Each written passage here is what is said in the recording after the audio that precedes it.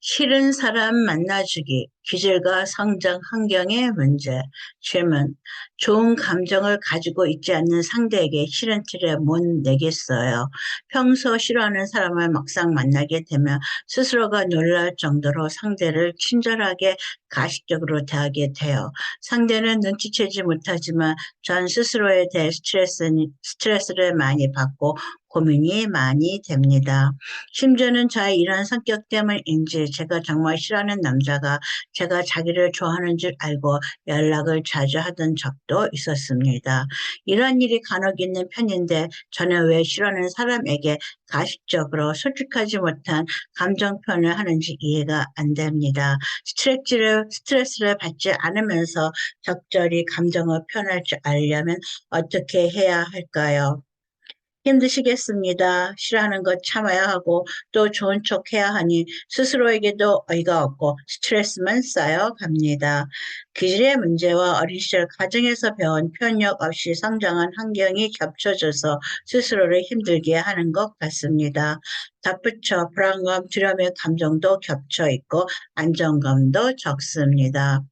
먼저 자신의 기질을 알아야 하는데 상담하시는 분의 기질은 자맥질의 특성을 많이 지니고 있습니다. 이 기질은 자신의 가치를 스스로 낮춥니다. 남을 지지하고 순종하고 안정적이고 지속적이며 감상적이고 수줍고 같은 것을 좋아하며 남들이 자신의 방향을 정하는 것을 편안해합니다.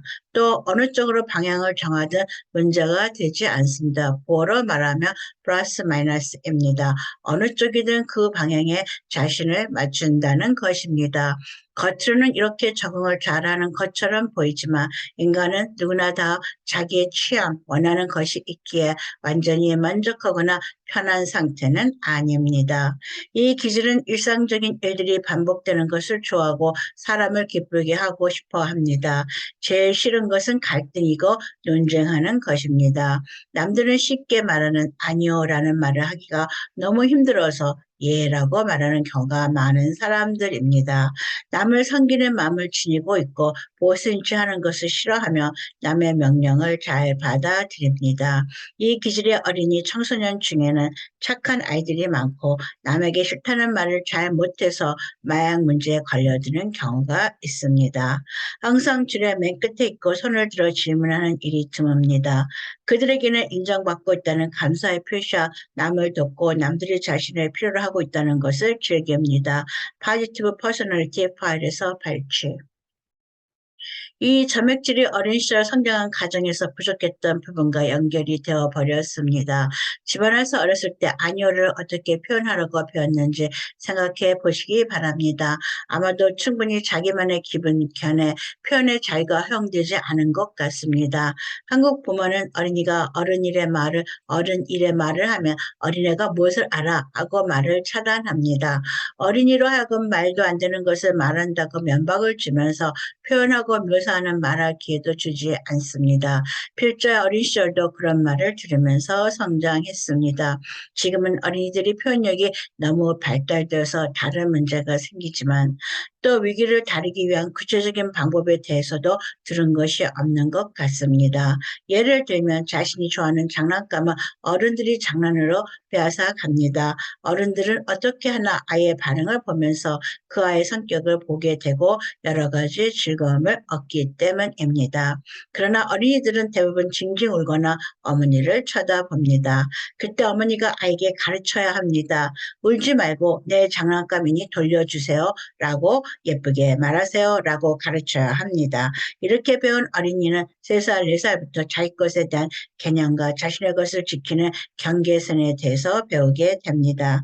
그러나 많은 부모들은 이렇게 똑부러지게 가르치지 못한 시절이 있었습니다.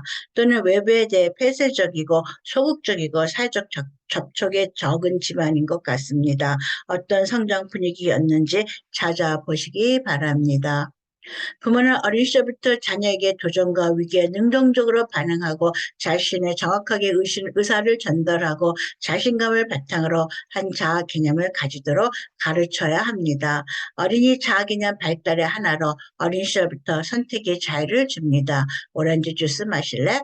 마실래? 라고 항상 선택을 줍니다. 어떤 어린이는 부모가 말하기도 전에 무엇을 달라고 똑부러지게 말해서 어머니와 싸워야 하는 경우도 있습니다. 이제 자신의 의사를 정확히 전달하는 언어 배우기를 시작하십시오.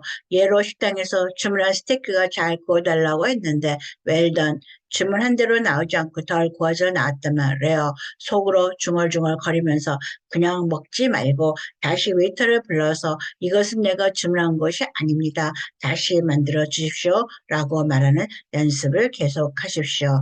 이 말을 하고 얼굴이 붉어지고 숨이 차고 가슴이 콩닥거리며 쉼없도 3번 하세요. 인생은 왜 이렇게 배워야 하는 것이 맞나요? 나도 다른 남자랑 살고 싶다 해서.